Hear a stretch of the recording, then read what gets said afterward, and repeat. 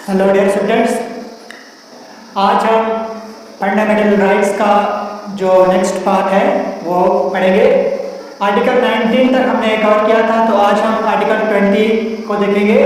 Article 20 जो है ये भी राइट टू फ्रीडम में आता है। जो हमने दूसरा पार्ट पढ़ा था राइट टू इक्विटी के बाद राइट टू फ्रीडम, तो राइट टू फ्रीडम में ये दूसरा आर्टिकल है आर्टिकल 20।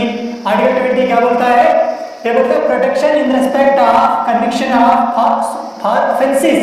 ठीक है, इसका मतलब क्या है कि जो आर्टिकल है हमें प्रोटेक्शन देता है। किससे देता है? अगेंस्ट आर्बिट्ररी या एक्सेसिव पनिशमेंट से।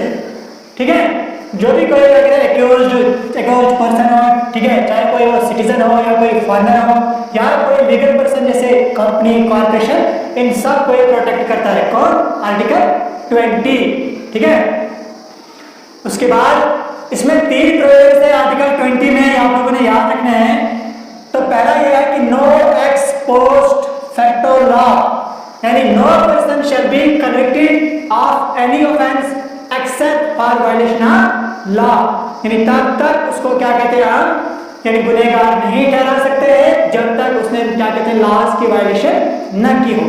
ठीक है, तो दूसरा है इसमें नो डबल जियोप्राडी, यानी किसी भी इंसान को no person shall be punished for the same offence more than once. और किसी ने एक बार कोई ऑफेंस किया है तो उसको उसकी सजा मिल चुकी है होगी, तो उसके बाद दोबारा क्या कहते हैं उसको सजा नहीं दे सकते ट्वाइस। ठीक है, यानी एक ही क्या कहते हैं ऑफेंस के लिए हम उसको 2 बार सजावार नहीं ठहरा सकते। ये भी हमारा कॉन्स्टिट्यूशन है, फंडामेंटल राइट्स के अंडर हमें प्रोवाइड करता है।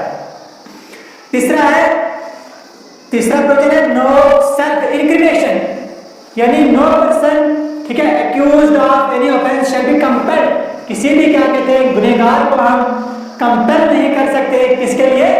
To be a witness against himself. ठीक है, कि वो क्या कहते हैं अपने लिए क्या कहते हैं खुद वो विटनेस बने, हम उसको कंपेल नहीं कर सकते हैं।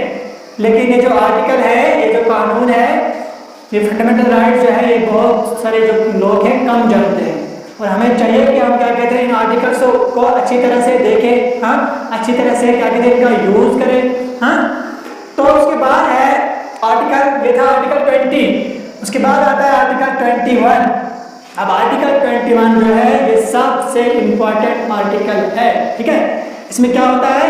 ये डिक्लेयर करता है that no person shall be deprived of his life और personal liberty, of his life और पर्सनल लिबर्टी, किसी की भी पर्सनल लिबर्टी को क्या कहते हैं हम छीन नहीं सकते। ये हमें आर्टिकल 21 बोलता है।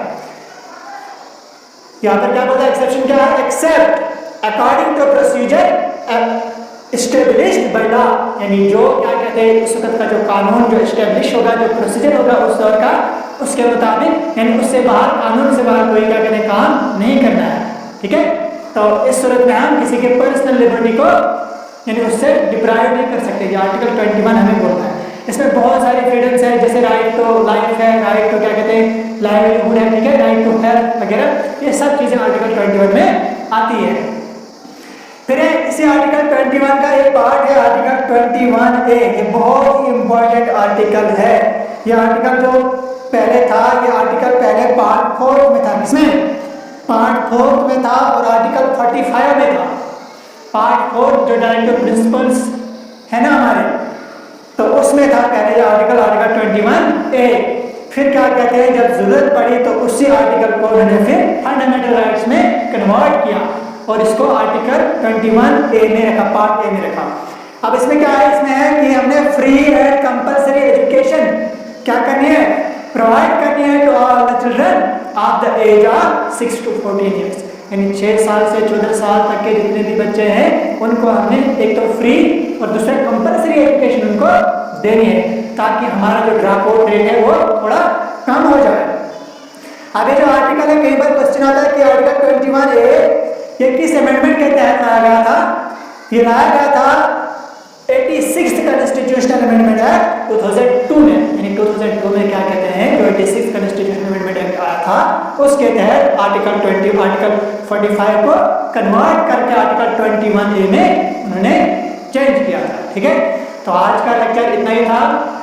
उम्मीद है कि आप लोगों को अच्छे से समझ आई होगी, और जहाँ पर भी आपको समझ नहीं आई होगी तो आप कमेंट्स में मुझे क्या कहते हैं बोल सकते हैं। और हम कोशिश करेंगे आपके जो भी डाउट्स होंगे वो क्लियर